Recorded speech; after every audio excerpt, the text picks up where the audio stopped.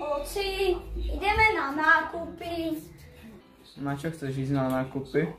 No lebo ja si chcem tam kúpiť takéto cukriky, ak má moja sestra. Ich zožeraj, tak ich nie je.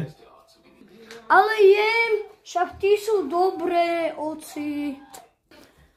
Ale vieš, že my sme poor family, nemáme nič.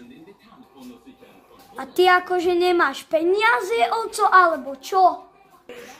No je to také, že keď dáš do banky, keď dáš do automatov peniaze, tak z nich nie sú peniaze.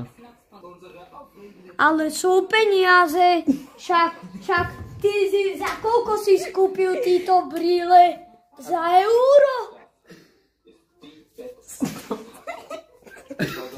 Nie, ale to sme ešte boli bohatí, vieš?